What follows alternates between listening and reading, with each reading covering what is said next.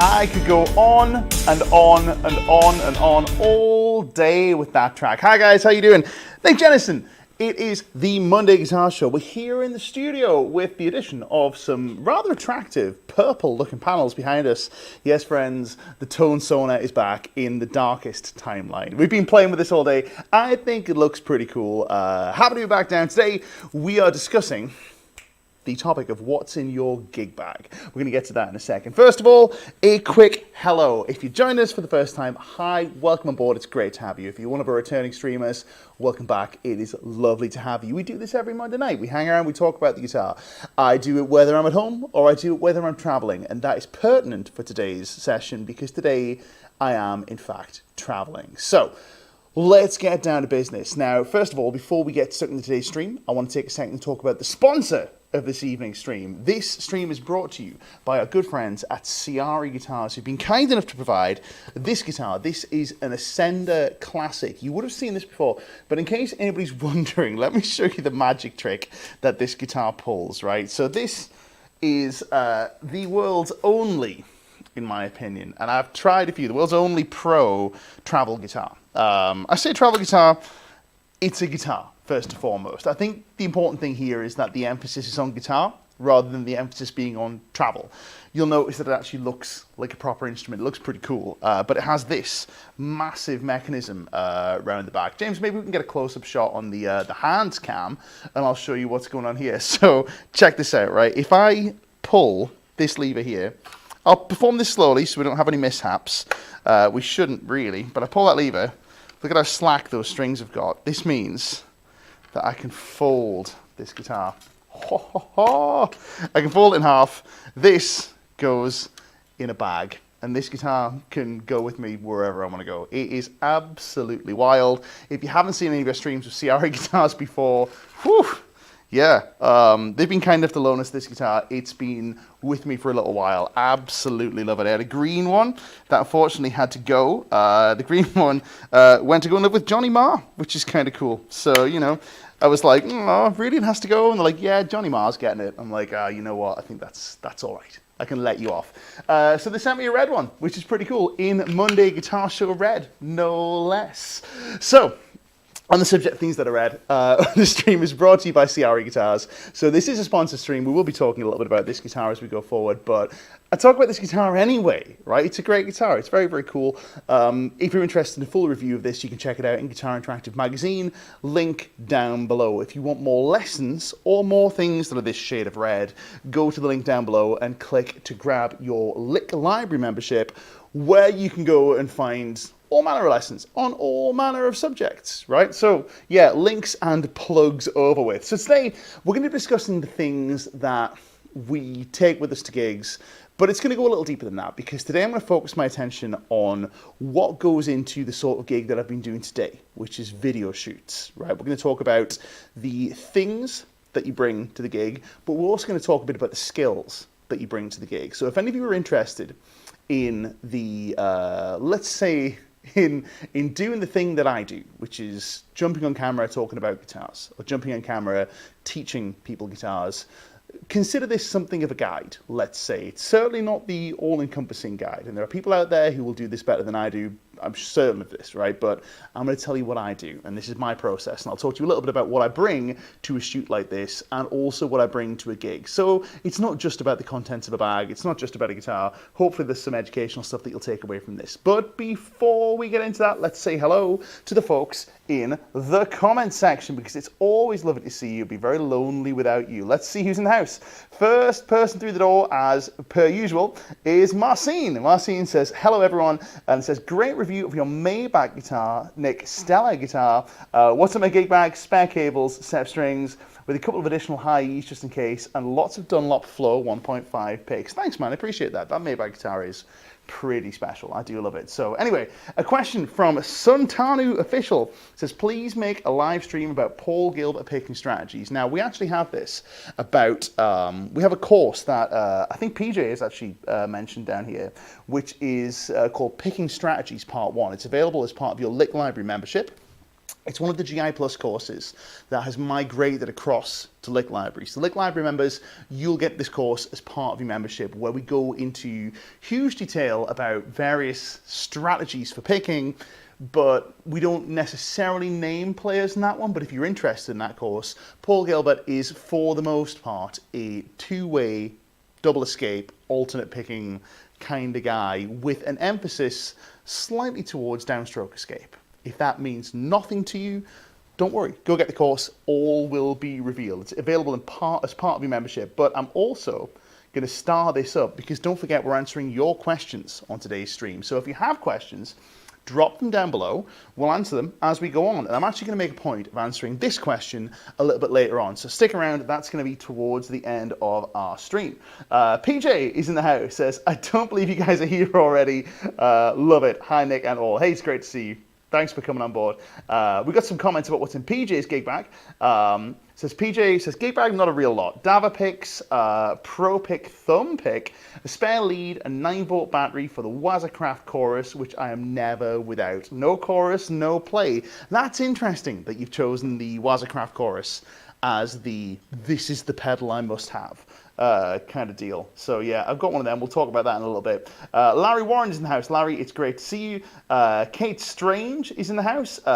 Says, hi all you fellow guitarists. I took Nick and Sam's advice and did Sam Bell's 80s guitar primer. It's a very worthwhile course and would definitely recommend it to anyone. Can confirm. Really great course. That was a fantastic stream, by the way. Hanging out with Sam, talking about the 80s stuff. Love that. Hopefully we're going to get Sam back on the stream and some other guests from the Lick Library cinematic universe in the not too distant future. Hopefully we'll get some folks over onto the Monday Guitar Show continuity. But we had a lot of fun with that. That was great fun. Mark Crandall is in. Lovely to see you. Response Audio is here. Steve McD is here. Says, I try and take as little as possible to a gig. Spare strings, multi-tool, and a flashlight. Spare cable is a good idea too, for sure. Sacred Godslayer says, hi Nick, hi guys. Mark Crandall says, no gig bag, total amateur here. Nothing wrong with that. Daryl Queen is back. First time in 3 weeks I'm going to catch the whole stream live. Well, man, I'm glad you could make it. Thanks for coming. Cracker Tom is in the house. Keith MOF is here. Helmet Strap is here. There's gig bag is always strings, leads, batteries, and a towel, a clean shirt, always sweaty after the gig. For sure. If you're not sweaty after the gig, have you really tried? I don't think so. Timothy Appling is in the house and says, having a problem finding these lessons the last couple of weeks. I'm not getting the email link. My old links aren't taking me to the Monday lessons anymore. Timothy, what I want you to do is do me a favor and shoot an email about this. Shoot an email to playersupport@licklibrary.com. That is our man Stu Shields, who is going to sort you out. So if you throw an email to this address, playersupport@licklibrary.com, we'll sort you out. We'll make sure that you get the heads up when we're about to go live. If you're watching for the first time, by the way, give us a subscribe. Drop a thumbs up on the video, subscribe, hit the bell icon. You know where to find all the buttons, I'm sure. It helps us let you know when we're about to go live and do these things, because we'd like to reach as many of you guys as we can. Who else do we have? Mark Crandall says, I have a friend that plays in a Bob Seger tribute band and always had Imodium. I'm not going to say that word, but because it's too early in the stream for us to swear, but not a bad idea. Mal Riley has got an Allen wrench for his Floyd Rose, locking nuts, always good to have, or SOL if a string breaks. I'm not sure what SOL means. You're going to have to help me out with that one. My brain is not braining. Cowcat's in the house. There's last time I used a gig bag, it was stolen. In the 90s, bar gigs were like guerrilla operations. I miss those times. I've played a few of those. I've never played behind chicken wire, which is an ambition of mine before I die, to play at a pub or a bar that requires me to play behind chicken wire. And not just as a novelty, not just, oh, well, you know, we'll put some up in somewhere nice. I actually want to play somewhere like that and see if I get out alive. Kim is saying hello from the sofa over there. Kim is literally right here playing the gorgeous PRS that I played on a few of these. We got another one here. John Mack says, I just play at home, so no gig bag. Well, now, this is something that is still applicable to you guys who mainly play at home, because I'm sure you have friends who play the guitar. And you'll want to take a guitar around to their house, I'm sure, and you'll want to play. Or you'll want to maybe go check out some guitars in a guitar shop, or whatever. Still applicable to you guys. We've got some medication stuff. Who else do we have? Here's a cool one from Mika, is saying, my traveling gear is Traveler Guitar Pro Series, Vox Classic Rock Amplug 2 headphones, and spare battery. Sacred God Slayer says he'd rather have surgery than play live. I don't really like the thing. I like to write music, not perform it. You know, there's nothing wrong with that. However you want to engage with music, that is all good. Now, we got some really great suggestions. I think there's some fantastic stuff coming in. I'm going to talk to you guys a little bit about what goes into my particular gig bag. Vince Gorilla says that guitar looks very cool. So after you unfold it, it's in tune. Most definitely. In tune. Haven't tuned it. It's in tune. It's wild, right? Like super, super, super cool. It's a very, very cool guitar. So, can you release the backing track from last time? Says Supernatural 9R. It is available on the Lick Library website. You can go and check out Jam Tracks, where you'll find that track. I think it's the one that we were just playing over, which is the Top Gun backing track. So the Top Gun ballad, you'll be able to find that. I think it's also on the Guitar Interactive YouTube channel. So if you're not subscribed to us over there, give us a subscribe. You'll find that on there. Vince Janella says it is in fact insane. So let's talk about what goes into a travel gig. So I do a number of different kinds of travel gig. I will say that right off the bat. There are some where it's very easy to travel. An example of this might be a UK run of dates. If I'm playing in the UK, all bets are off, right? Everything's fine. I'm taking 2, 3, 4 of my own guitars in cases because I don't want them to get damaged. I'm taking the big pedal board. I'm taking a couple of Victory amps. I'm taking a couple of Victory cabinets because why not? Whatever I've got room for in the van, I'm taking that, right? Because, I mean, I'm saying that it depends on the gig. This is if it's a run of dates for a band where, you know, the guitar's kind of a big deal, let's say, where the guitar's kind of important. If it's in a heavy metal band, for example, if I'm playing with Blitzkrieg, I'll go and do that. If I'm playing with the Saints, I'll take that sort of stuff. Bar gigs, not so much, but generally speaking, those sort of gigs, they kind of take care of themselves. What I'm more interested in is the other kinds of traveling gigs that I have to do, and there are 2 of them.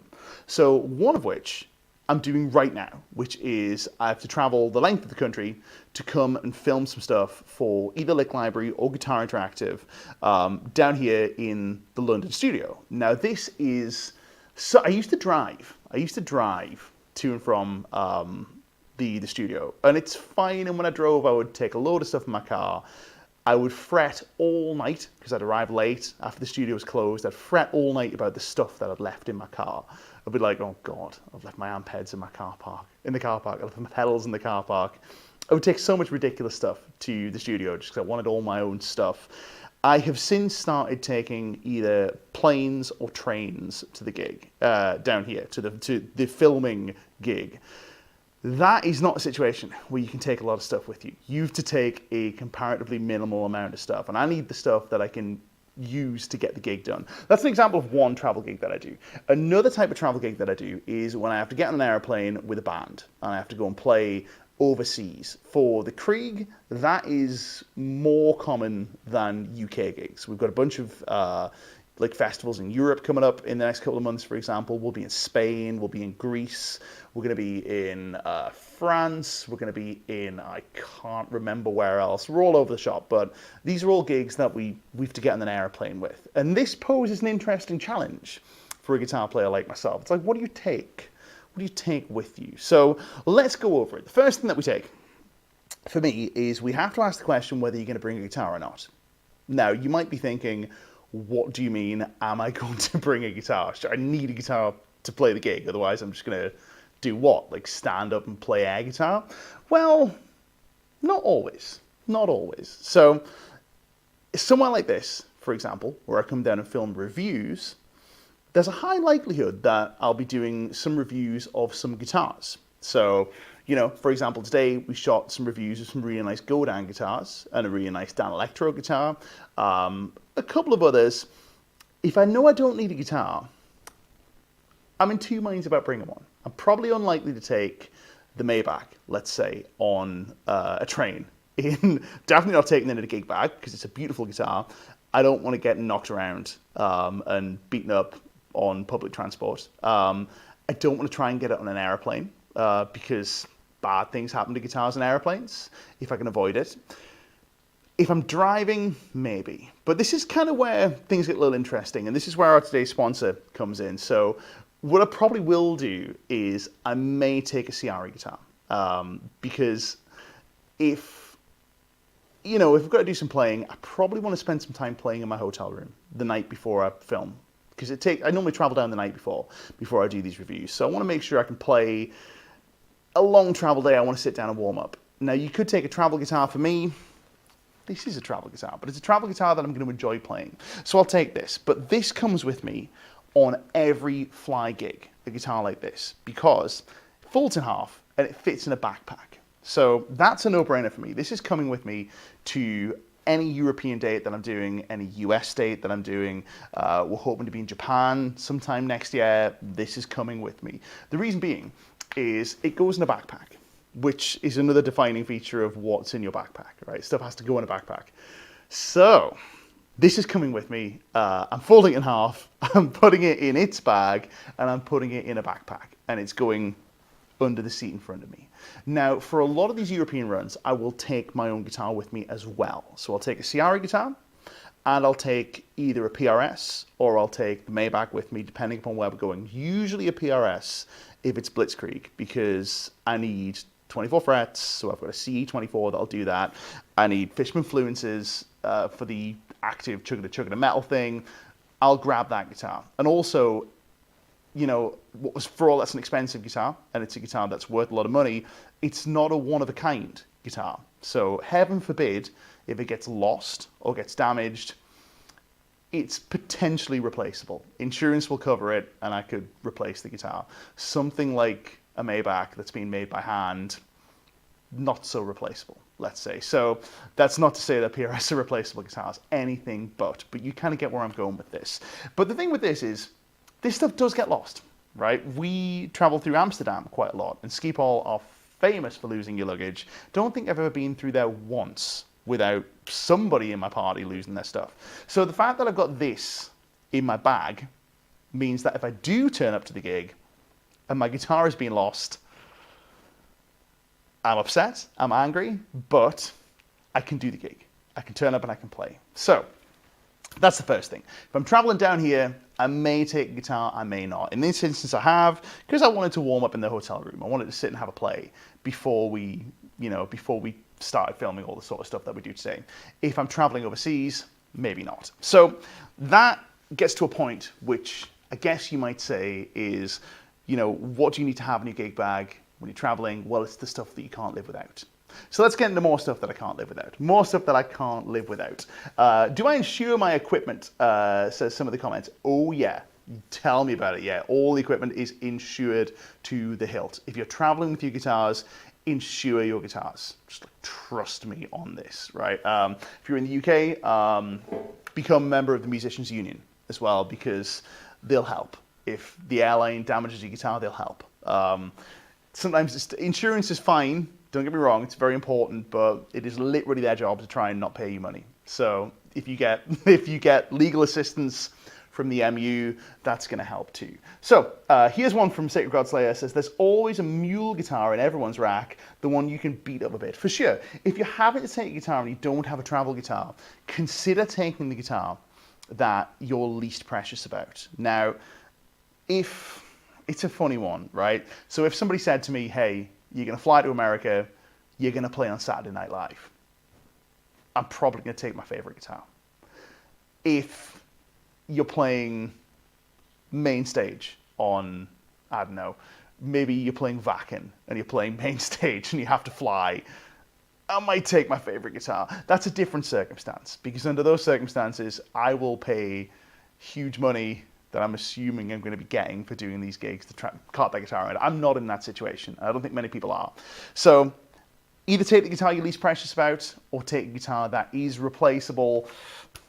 I'm going to take one of these. So if we're flying overseas, we're doing a travel gig, the guitar goes in the hold, I'm not even going to bother trying to check it. I'll be honest with you, I'm not even going to bother. We've done that a few times. Yes, you can do it. I'm putting it in a case that is going to withstand the rigors of the hold. It's going in the hold. I will try and gate check it if I can. This guitar, by contrast, comes on with me. So if something gets lost, something gets damaged, I have a guitar. In terms of other things that I must have in my my gig bag, here's another one that somebody's pointed out. A must-have pedal, right? This is a DoD gunslinger, but this is an example of a must-have pedal. Now, I don't bring the must-have pedal to a gig like this where I'm filming, but if I'm doing a travel date, I take one of these with me. This goes in my hand luggage. This goes in my hand luggage. The reason for this is my pedal board is too big to go in my hand luggage. That gets checked, right? It has to. And also, you don't want to bring a pedal board through customs. You don't want that. Put it in the checked baggage. It'll be safer in there. I promise, right? I promise. Don't try and take it through customs. They will pull it apart. They'll want to know what's in there. You'll get the Vernon Reid treatment. This guy, by contrast, this goes in the hand luggage so that if all sorts of things go wrong and my pedal board gets lost and I can't do the gig because I haven't got any pedals, I'm not taking an amp. You can't take an amp in an airplane. Maybe you can if you're very rich. I can't. If all else fails, if I turn up to the gig, there's probably a backline amp. If the backline amp is terrible, I can put this in front of the clean channel and it's going to work. This is an example of this pedal. Normally the one I'll take will be a Victory V1 Kraken. That's normally the pedal for me. Depending on the gig, I might take a Sheriff, but it's normally this one. That goes in the gig bag, right? That goes in the gig bag. For a gig like this, not so much. For a gig like this, I may consider taking my Quad Cortex with me, but because we have a Quad Cortex here at the studio, what I'm doing instead is I'm literally just logging in to the studio Quad Cortex and downloading all my sounds before we go. It's genius. If you're a Kemper player, for example, take your sounds on USB. You can do that, right? It's all about trying to minimize the amount of stuff we're taking. So always take the must-have pedal. Consider taking guitar, but always take the pedal. Something that you need to get through the gig. I think we had one of those up before, which was the chorus, for example. I can't remember who said that, but it was the no chorus, no chorus, no play. Here's an interesting one. Mal Riley says, I took a travel guitar to Russia once and had to pay £100 fee to carry it on. It didn't count as a bag. Well, I'll show you this one, right? So this one goes in a bag. It goes in this. This is the backpack. So this is one of the reasons I like the Ciari guitars so much, is it goes in here. This is literally like a rucksack that goes on your back. So in there goes the pedal. In there goes the guitar. Also, in there goes strings. Must have strings. I will take strings to this kind of gig, a filming gig. The reason for this is there are times when you'll get a guitar. Now, I review a lot of guitars. There are times you'll get a guitar where it just plays really unpleasantly, and you've to make something good out of it. Oftentimes, if a guitar is just super stiff and you really can't make it work, slap a lighter set of strings on, and you might be okay. You might be okay. Always extra strings. So you might be thinking, in a video situation, you're in a studio, there's going to be strings around. There isn't always strings. Normally we can get away with it, but I'll always bring a lighter gauge set of strings to a filming date like this, because it might pull me out the mud if I can't get the guitar's action to a workable height. And I might actually be able to pull something off on a guitar that might otherwise be very challenging to play. That's if I'm reviewing guitars. And these guitars are out there. Sometimes you get them and you go, oh, I just need to do something with this. I need to make this work. Sometimes lighter strings are the order, which is why I've got a set of nines. The nines go in the gig bag for when I'm traveling with the band. I'll take several sets of the strings that I play. And generally speaking, what I'll do is, I'm a bit fastidious about this. I'll take at least one set of strings per night that we play, plus one, just in case. Right, so if we're playing for 3 nights, I'm taking 4 sets of strings, because you never know. You never know. For example, reviewed a guitar earlier on today that broke 3 high E strings. 3 of them. Now, I don't know if this is a fault with the saddle or a fault with the guitar, but we were reviewing it and broke 3 E strings. It's a great guitar. The guitar is fabulous, but it just kept on breaking strings. And, you know, if I took 1 extra set of strings, yeah, no problem, chuck that on, and it breaks it again, what are you going to do? So, yeah, I'll always take multiple sets of strings. I don't really take individual strings per se. I'll just take packs of strings, usually, because you never know which one you're going to need. But if you take one out of a pack, they can live in your bag as a bunch of spares. Now, what I won't take, this is an interesting one, as far as string changing tools. This is an interesting point, I think, mainly for flying. If I'm on the train, I'll take some stuff that is, you know, the usual set. I'll take like a multi-tool, and I'll take, you know, like the peg winder and all that sort of business. Word to the wise, do not take multi-tools on a plane, right? You will not get away with this. They will stop you, they will search you, they'll want to go through the rest of your stuff. It's no good. Take things that are made of plastic on airplanes. So for me, peg winder is very important, because if I have to change a string in a hurry, if I'm on stage, I need to change a string. This has happened when I've had to change strings on stage. At festivals where people are waiting for me and the other guitarist's covering for me while I'm winding strings, peg winder really helps. What I won't take is a string cutter.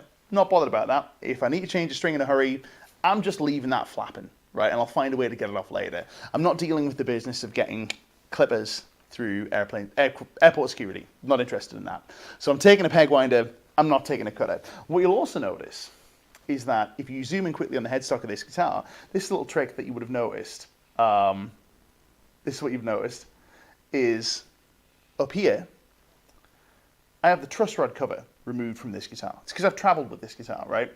All of my guitars that I travel with, none of them have truss rod covers on. So none of them have truss rod covers. The reason for this is when you play in different environments, the truss rod is the thing that's likely to need adjustment. So you can take setup tools. Let's say you can take setup tools. That's fine. You can adjust the bridge, you can adjust the saddle height, all that sort of business. It's highly unlikely that this stuff is going to need adjustment.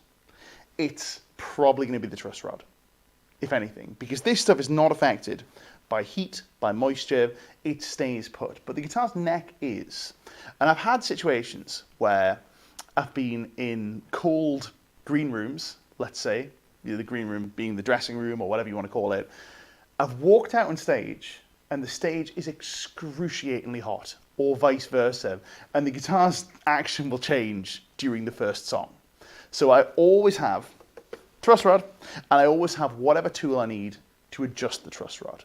And the truss rod cover stays off for this reason, So get that. I really can't stress that enough, right? Always have the truss rod cover off, because I'm forever needing to adjust the truss rod. It's highly unlikely I need to adjust the bridge action, but the truss rod is always getting adjusted. Another thing I'll always take with me, slide. The slide is always plastic. It's always plastic or it's glass. This is a glass slide. I prefer metal slides, but I try not to take them with me because people ask questions. Metal slides look like shell casings. So, other things we need. This is another big tip for any of you who are traveling and you're flying. Always pack your stage clothes in your hand luggage. I'll say it again. Pack your stage clothes in your hand luggage, right? Two scenarios I'm going to pose to you. Imagine you arrive at the gig and your luggage has been lost and you only have the clothes that you have in your bag. And the clothes that you have in your bag are your pajamas. Are you going to go on stage in your pajamas? Probably not, right? Next situation. You arrive at the gig, your bag's been lost, and the only clothes you have on stage, or the only clothes you have in your bag are your stage clothes. You're probably okay. Are you going to sleep in your stage clothes? It'll be unpleasant, but I think sleeping in the stage clothes will be less unpleasant than going on stage in the pajamas. That's all I'm going to say. So, stage clothes always go in the hand luggage. On top of that, the usual change of stuff. We've got a question about my pants. Here's a good one. Boomster Black saying, do you take a decent pair of trousers? I don't own a decent pair of trousers, right? Look at them. Look at them, right? This is. I'm shocked that anybody is surprised that I'm shocked that anyone is surprised that somebody who plays in a heavy metal band might have holes in their trousers. So that's stuff that's in my gig bag, right? That's stuff that's in my gig bag. So we talked about that. The other thing we said we were going to talk about is we were going to talk about the skills that you need to bring to a gig like this. Specifically, the skills that you need to bring to a reviewing gig, like this one, where you turn up, you have to review gear. So, first things first. You do need to be able to play. Now, I'm preaching to the choir here because the vast, overwhelming majority of our audience can play very well, right? Can play very well. So you need to be able to play, but you need to be able to play things that flatter a guitar. So let's say you're being hired to review a guitar. Part of your job is to give an honest assessment of what the guitar is and what it does and who it's for. But another part of your job is to represent the strengths of this guitar well. Now, if you give me, I actually had this quite recently where we did a bunch of reviews for Ernie Ball, where we had all the Majesties that were great. I played the 6-string, fantastic. I played the 7-string, pretty good. I played the 8-string and came to bits. I could not play in a way that flattered the 8-string. I could wax very lyrical about how great it was. Could I show you? No. I couldn't demonstrate to you how good this guitar was. Or if it was bad, how bad it was, because I wasn't able to demonstrate. So you need to be able to play. You also need to be able to play quickly. And by quickly, what I don't mean is to be able to play like quickly as in...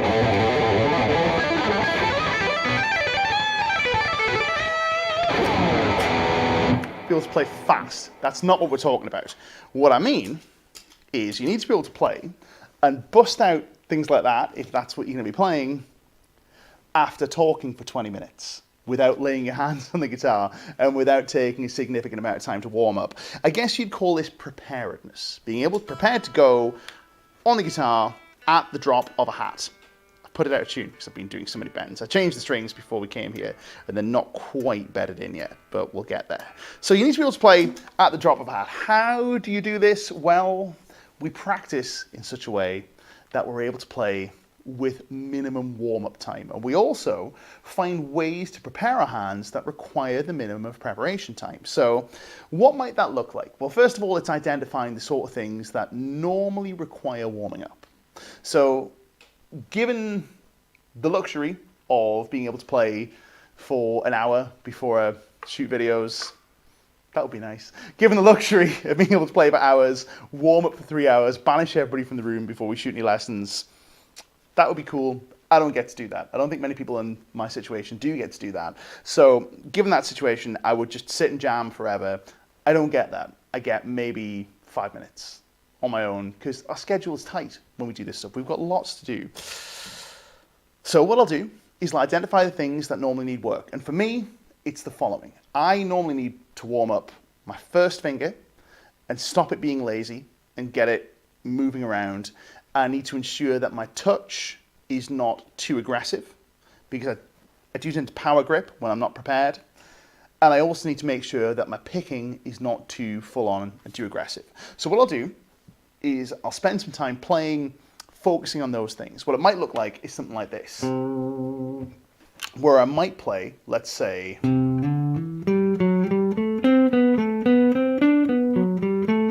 this is just some free-form scalar playing.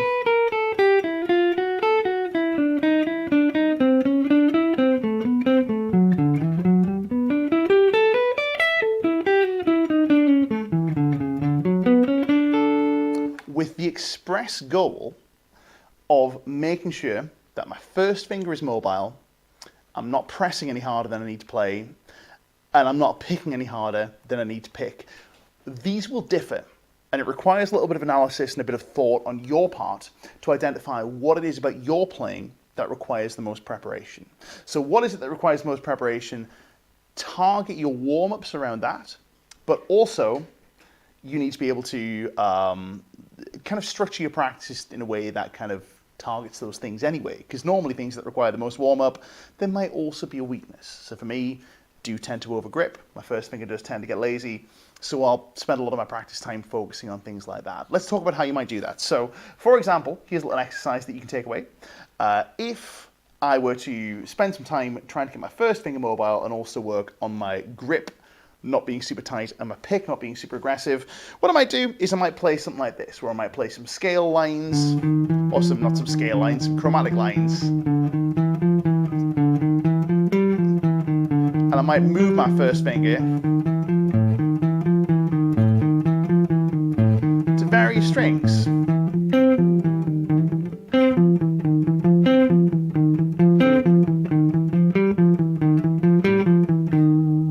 What I'm going to do in this process is I'm also going to pick out certain notes to accent. So what I might do is I might accent all of my first finger notes. An easy way to make sure that I'm picking with a reasonable degree of force, because if you're picking too hard, everything is an accent, and therefore nothing is an accent. Let me show you what I'm talking about. If I play this,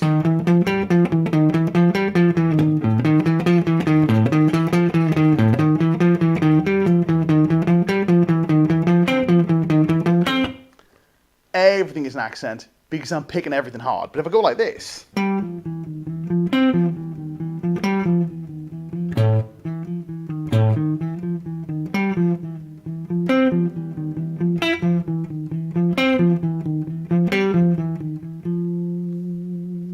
those quieter notes are probably at the level that I'm going to want to do most of my stuff. It's also going to force me to relax my left hand, because to pick quietly, you can't really be crushing too hard with this hand.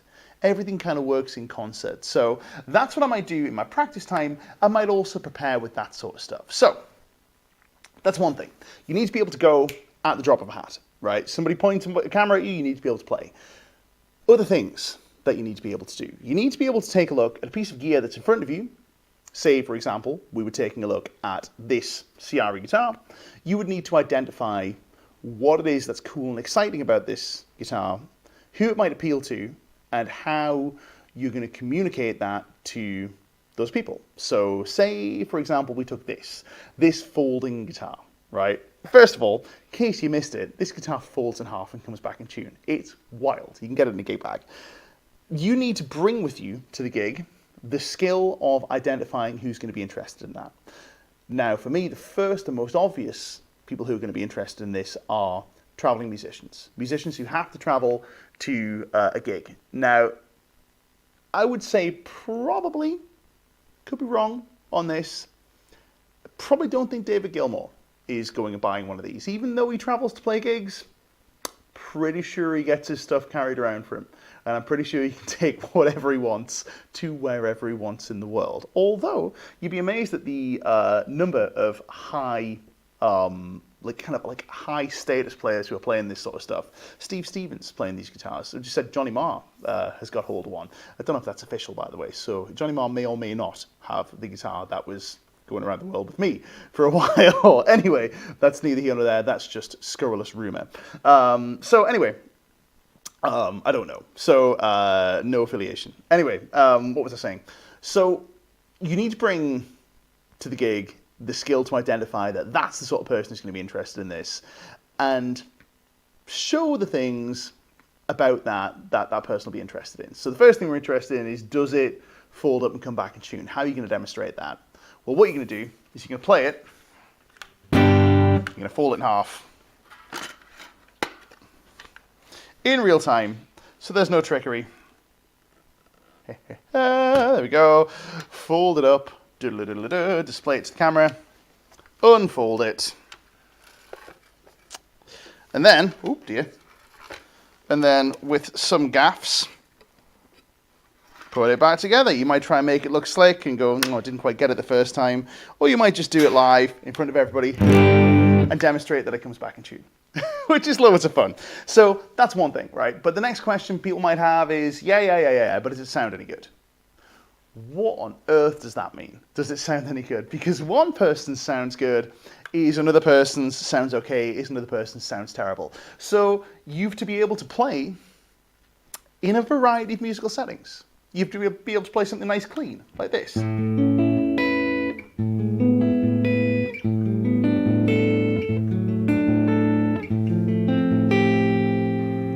You have to be able to play something appropriate that is maybe a classic rock thing.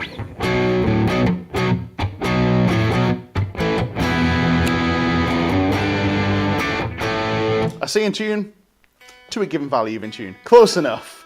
Close enough. I mean, come on. It did literally just fold in half. Let's just quickly fix that. There we go.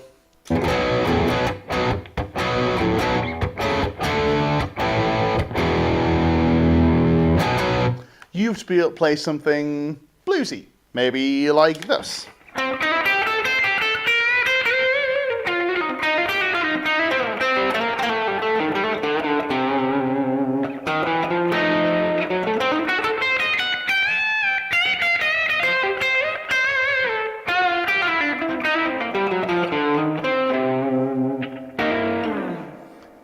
people will ask if it gents, and you need to be able to demonstrate some of that stuff. What does that look like? You need to be able to go...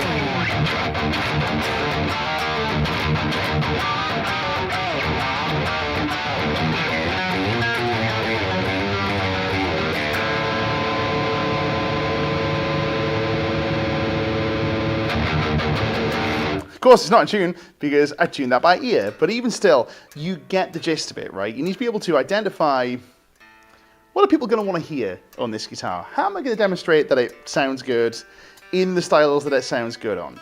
And more importantly, if there's a situation where a guitar doesn't sound that great, how are you going to show that off? How are you going to demonstrate that actually maybe it's not at home here? Are you going to try? Or are you going to leave that out? Who knows? So being versed in a variety of musical styles, kind of important for this kind of gig. You'd be surprised. You'll notice at no point have I said, you need to be able to wow people with your playing. It's not really what it's about. Yeah, it's cool. You know, it's nice to be able to sit and go...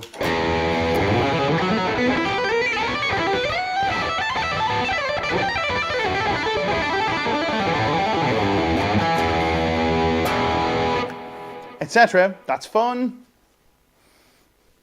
I don't think it's a huge part of the gig, if I'm being honest with you. So we need to bring the skills to be able to demonstrate equipment in a variety of different musical settings. Why? Because people will want to know.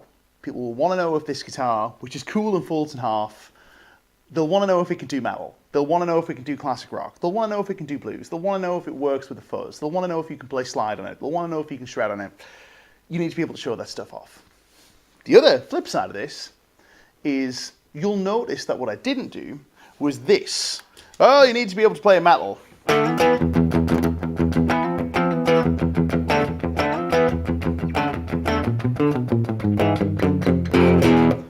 And I didn't go, well, you need to be able to play classic rock. What I did was, you need to be able to play classic rock.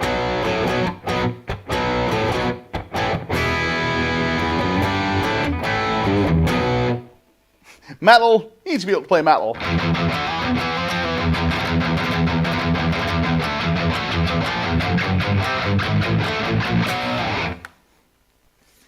What's the difference? The difference is the sound. You need to be able to know, what on earth should I be plugging this through? What should I be plugging this into? How should I be setting up my gear so that I can get the kind of sounds that are going to help show this off to the world? You also need to be able to do this quickly, right? If you have 6 quite long videos you need to shoot in a day, you cannot spend an hour in between each of those videos dialing the tone. It's not going to work, right? Not going to work.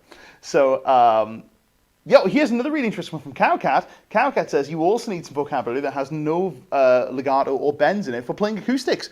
For sure, right? Speaking of acoustics, here's another thing that I'll bring to this gig that I forgot to mention before, right? I will bring a selection of plectrums to this gig, to this reviewing guitars gig. I'll bring one kind of pick to a heavy metal gig. If I'm playing with Blitzkrieg, or I'm playing my own music, or whatever, I will take one plectrum to the gig. Here, I have a whole selection of them. James is going to show you, right? So what have we got? We've got, let's see, this is actually probably a less representative selection of mine than I normally would have, but got an Ernie Ball, thin pick, got a couple of Jazz 3s, different materials. There's Tortex Jazz 3, a couple of wind spears, which are sharp. An Ultex Flow, for example. I'll normally bring different picks that aren't just that one, aren't just those ones to the gig, but I'll take these ones. The reason being that, first of all, different guitars sound different with different picks. Let me show you. So if I do the classic rock thing, let's say, if I do it with, let's just take a couple of Jazz 3s. Let's take a Prime Tone Jazz 3, a Tortex Jazz 3, and one of these wind spears. So the wind spear is very sharp by comparison, but let's take a listen. Clean, it would be something like this. Here's Ultex.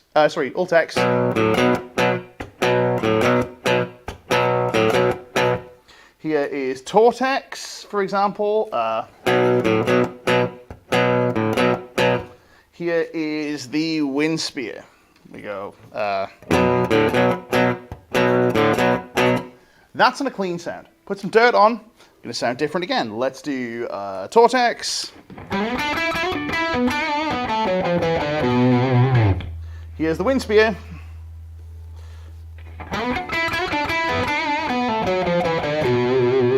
Brighter, more of a hardness than the edge, more of a chirp.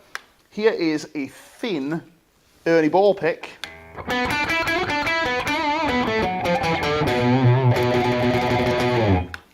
Thinner, more flappy, more high end.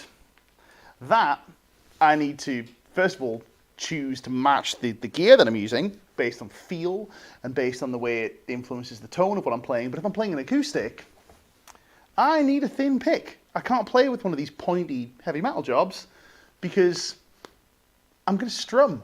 I can't do this. This business of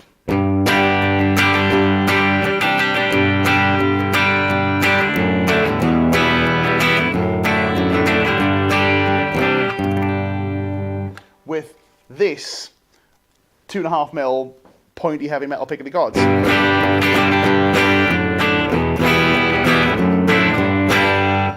It's just not it. It sounds wrong. It feels terrible.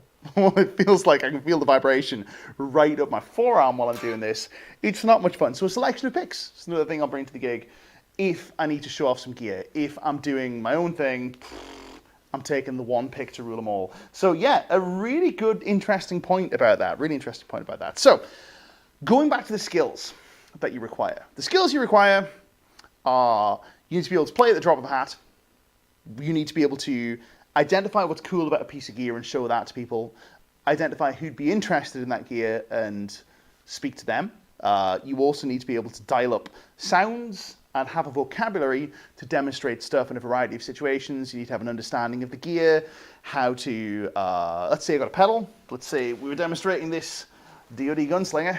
Hey, cool pedal. I need to appreciate that it's going to sound different in different amps, how I'm going to demonstrate that, how I'm going to show its strengths off while also demonstrating what it actually does, what it actually sounds like, and be informative, etc., etc., etc. It's not the easiest thing in the universe, to be honest, and it's something that I've had the luxury of spending many years figuring out, but those are the skills that I'll need to take to a gig like this. Heavy metal gig, I'll just learn the set and try not to overplay too badly, so the skills take care of themselves. So it's been a bit of an abstract one this week, guys, but that's been a look at what's in my gig bag, literally and metaphorically. So metaphorically, the skills that I bring, the tools that I bring to a gig, how I'll prepare for this sort of stuff, that's what's going on. We are going to turn our attention to your questions, because we've got some questions. I mentioned that I was going to talk about some Paul Gilbert stuff. I'm going to show you this course. This is a course that's available in your Lick Library membership. This is Picking Strategies, Part 1. So this is specifically for our friend Suntanu Official, who asked about Paul Gilbert style picking strategies. This course covers it, but I'm also going to cover it a little bit when I get back. But if you have questions that you want to ask, things you want to talk about, hit the drop a question down below in the comments. You let me know. Okay, this is Picking Strategies Part 1. When we come back, your questions.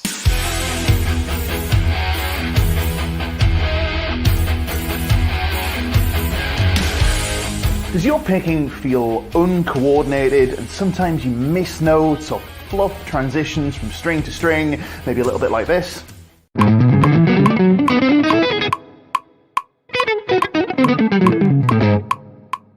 When in reality what you want is smooth and easy and transparent feeling picking, a bit like this.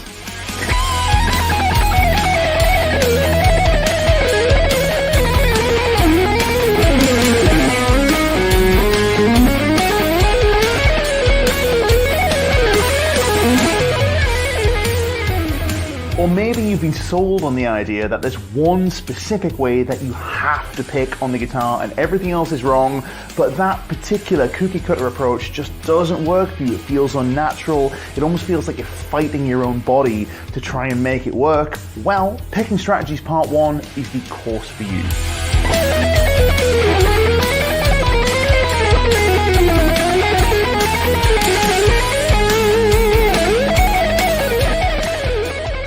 In this course, we explore the many different ways that you can form a full and complete and comprehensive picking approach by examining the various strategies used by some of the greatest pickers of all time. And there are a whole bunch of strategies out there, and I guarantee there is one that is going to work for your preferred picking mechanics, the way you prefer to stand or sit with the guitar, the type of guitar you play, the type of music you play. There is a strategy for you. We're going to explore all of them, and I'm going to show you how you can take a single solo study and play every line within it using all of the 6 picking strategies that we look at in this course. And of course, this entire course is available as part of your GI Plus membership.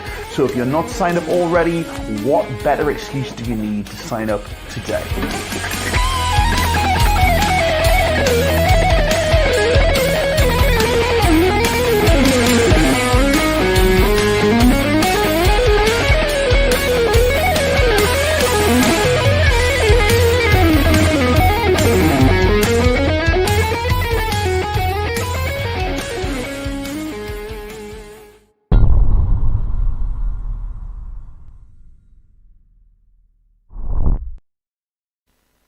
So there you go, guys. That's been a look at Picking Strategies Part 1. That's available as part of your Lick Library membership. We had some debate while that trailer was running as to whether it was actually going or not. So if you saw me sitting here for a while going, what?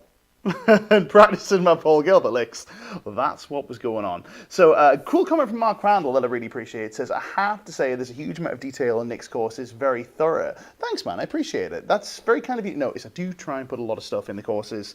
Well, let's give you guys value for money with this sort of thing, let's put it that way. But also, I try hard not to overload it. We try and make it useful information. But I'm glad that you've noticed and appreciated the amount of detail, because I do put a lot of work into those courses. And I'm very proud of them, might I add. So I think you're going to enjoy them as well, our friend Santano Official. But our friend Santano Official is asking about Paul Gilbert's picking strategies. Well, let's pivot on a dime. Let's practice those skills that we were just talking about and talk about how Paul Gilbert picks. Hooray. Now, okay, first things first, a brief primer. You'll get all this sort of stuff in Picking Strategies Part 1. So go get that. It's available as part of your Lick Library membership. But here's the thing about picking. The thing about picking is not, the challenge is not about getting the pick to either side of the string, right? We can all do this. If you grab a sound, whatever your sound is, you can pick up and down on the B string as fast as your heart desires.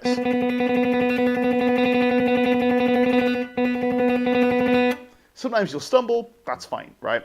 We can also attach some left-hand notes to this. We could attach maybe this pattern.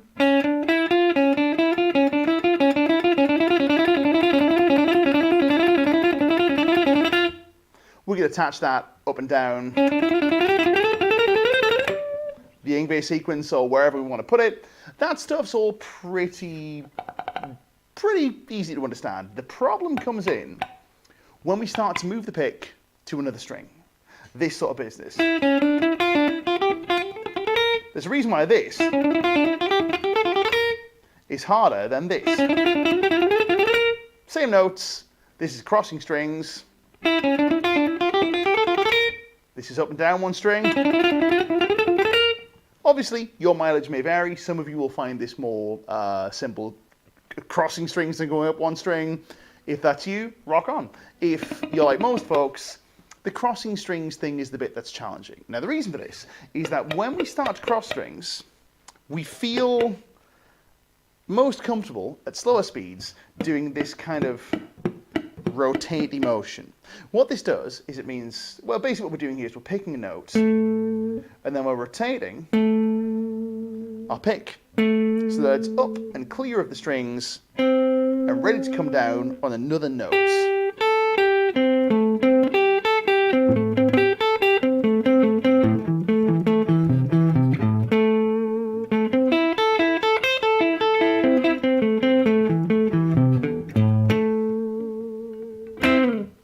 That rotation is fine at slower tempi, slower speeds.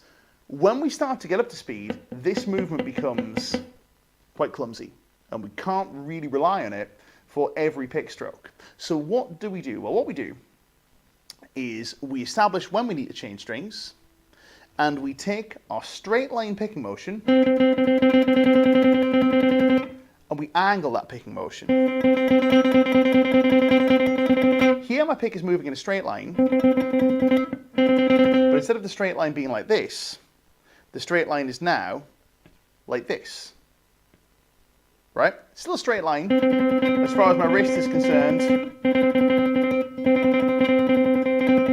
Not much has changed. Straight line, straight line, straight line. We angle the straight line so that the stroke we want to escape points away from the guitar's body. I'll say that again. The stroke we want to escape points away from the guitar's body. If we take the example of this fabulous,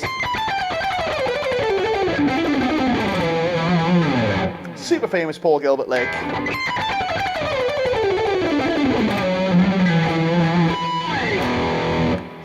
that's an example of a lick that crosses strings at some pace. It's a pretty rapid lick.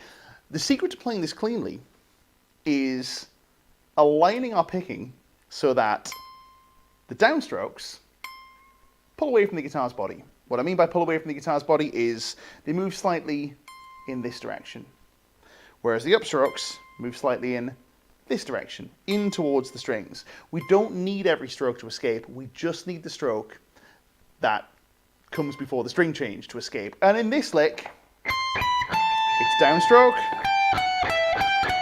downstroke, downstroke, downstroke, downstroke, downstroke. So we just set our playing up in such a way that downstrokes move away from the guitar's body.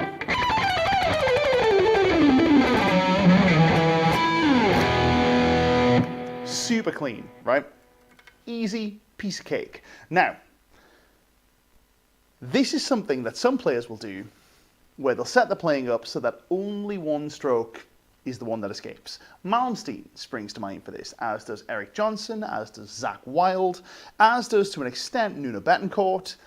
Some players will lean more heavily on one stroke versus another. So an example of this might be certain players who play mainly pentatonic lines, who set the playing up in such a way that only the upstroke escapes. The upstroke pulls away from the guitar's body, the downstroke goes in over, like this.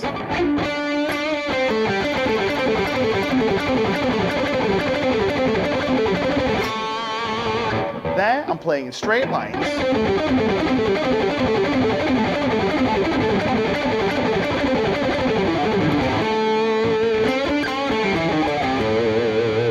But my picking is a straight line that's angled this way.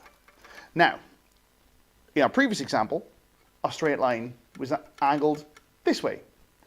Paul Gilbert is one of those clever and special players, they're out there, lots of them, who does both and will change which direction the pick is angled depending upon which stroke needs to escape.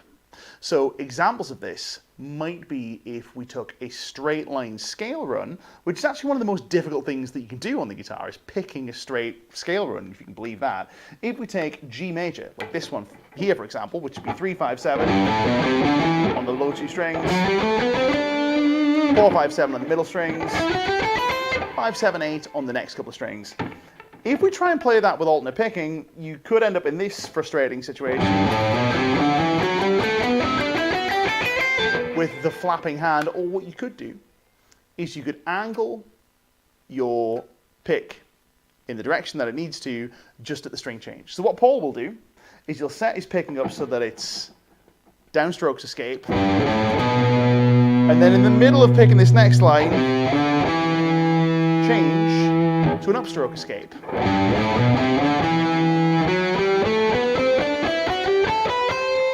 Notice this slow swan necking movement of the hand.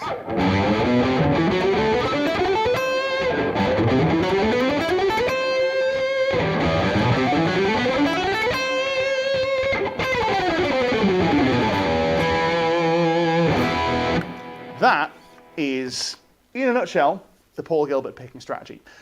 There's way more to it than that because we haven't talked about Paul's tone, we haven't talked about how hard he hits, we haven't talked about the accenting thing, but that's his string crossing strategy. And the string crossing is the most difficult part of the picking thing. So hopefully, Santano official, that's gone some way towards answering your question. Hopefully, fingers crossed. If you want more, Picking strategies, part 1. Next question. Mark McNish is in the house and is saying, how do you work through challenges with stretch legato phrases? Say frets 3, 5, and 7. Well, the trick with developing stretching, let's say, on the guitar is be born with enormous hands. No, I'm joking. I'm kidding. I would say that it helps, but here's the thing. I have pretty enormous hands, right? They're quite big. I'm a tall guy. I'm like 6'3", not super tall. You know, I'm not going to join the NBA anytime, but I'm a hair under 6'3". I have very long arms, which is why I've got a reasonable deadlift. But I also have pretty big hands with pretty long fingers. I have a stretch that is inferior, let's say. I don't have as good a stretch as Tom Quayle, who has pretty small hands. Nick Harrison, who's in the comments, who has smaller hands than me, got a better stretch than I've got. Who else? John Myung, tiny wee hands, massive stretches on 6-string basses, right? The trick to developing stretches is not to have massive hands, but also, here's a great comment from Marcin. Andy James said that the solo area starts at the 5th fret. He might be right. The trick with it, anyway, is to gradually expose yourself to bigger and bigger ranges of motion. So let's say, for example, you wanted not to learn how to stretch on the guitar, but let's say you wanted to learn how to get into a deep squat, or you wanted to learn to do the splits, or something like that, some kind of flexibility challenge. Well, what you would do is you would begin by finding a range of motion that is challenging but not impossible. Now, for us, the easiest way for us to scale the range of motion on a guitar stretch is to move it up the fretboard. So if 3, 5, 7 is a challenge, maybe 8, 10, 12 is less of a challenge. So if you have a lick that you want to play here,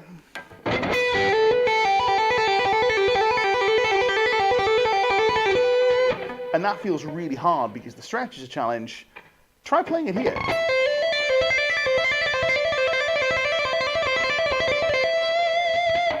The reason being that that's not a huge difference in stretch, but it's different enough. And what we might do is we might work our way down in time, over time rather. We might work our way down the fretboard to the point where maybe we're playing it here at like 1, 3, and 5, or 1, 3, and 6, 1, 4, and 7. That's a bit much for me, but 2, 2, 5, and 8. That kind of works-ish, give or take. Ow. The point with this, it's a joke, I'm not hurt, it's fine. The point with this is we're trying to find something that is challenging to our flexibility, but is still within our bounds, let's say. Now, over time, exposure to these stretched positions, the more that you do it, the more you will be able to stretch your hand out and make bigger and bigger spans. The trick is gradual exposure.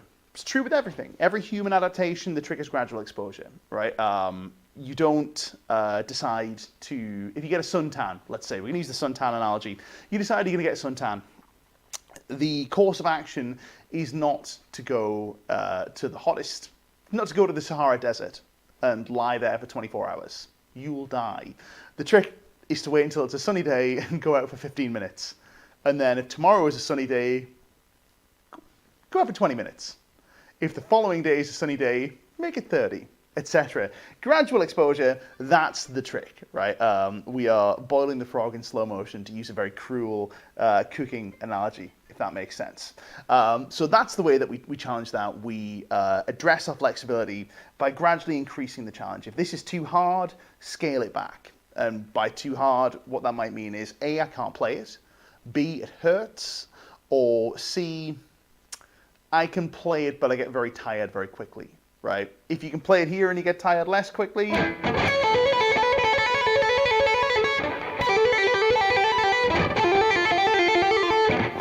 so on and so forth. Mark Windish is saying, you mean I just have to be patient? Well, not so much, because if you just hammer the thing that you can't do for forever and a day, you're not likely to make any progress. An example of this might be, let's say, I am currently, so I've got powerlifting in my mind because I'm 12 days out from a competition, which is also why I'm fat, because I've gone up a weight class, which means I'm allowed to be a little bit heavy. Looking forward to not being fat anymore, but we'll get to that. It's another story for another day.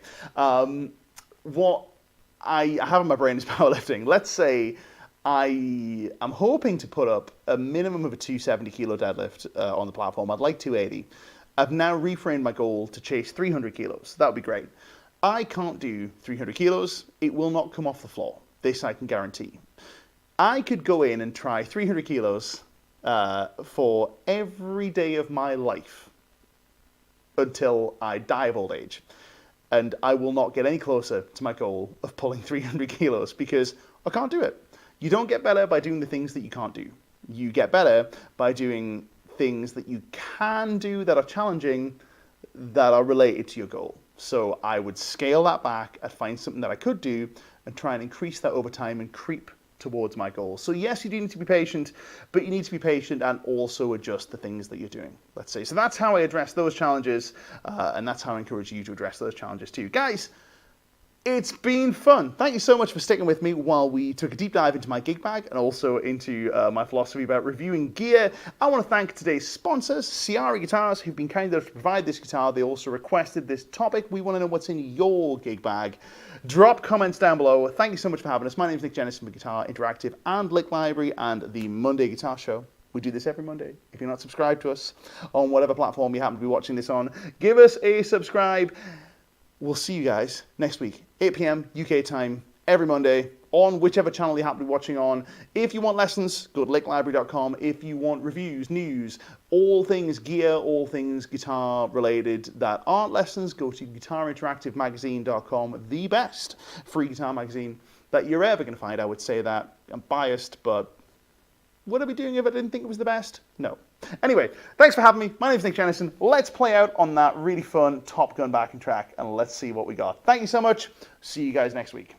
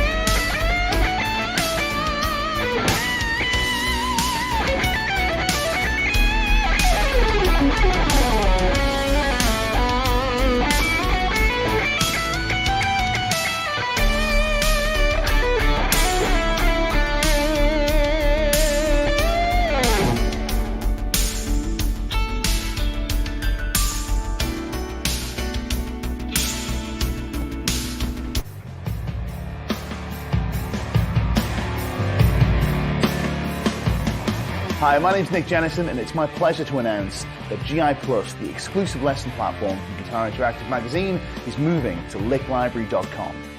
GI Plus features a whole host of the best players and educators in the world, bringing you exclusive lessons on everything from metal to blues to fusion and everything in between. Want to level up your shred chops? Check out How to Play Fast by Andy James. Or how about Sweep Picking with Rick Graham? Or maybe country's more your bag? Well, how about a full-length country guitar course from Andy Wood? Interested in learning how to play over changes? Well, members get access to hours of exclusive lessons from fusion maestro Tom Quayle.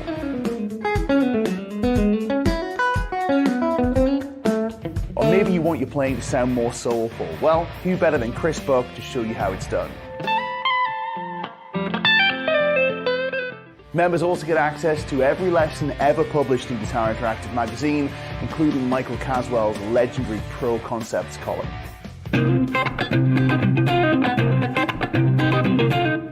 Or maybe you want to learn the secrets of the masters. Well, members get access to over 70 full-length tech sessions where our tutors painstakingly decode the styles of players like David Gilmour, Eddie Van Halen,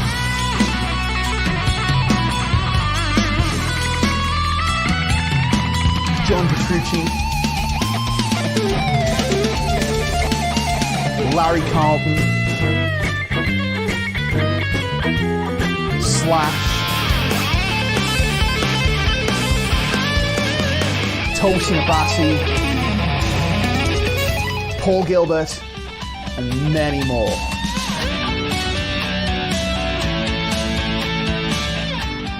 And you get all of this in addition to all of the amazing content on licklibrary.com, which includes note-for-note tuition of over 60 classic albums, weekly lesson uploads, a backing track library, and one-to-one player support. There has never been a better time to sign up than right now.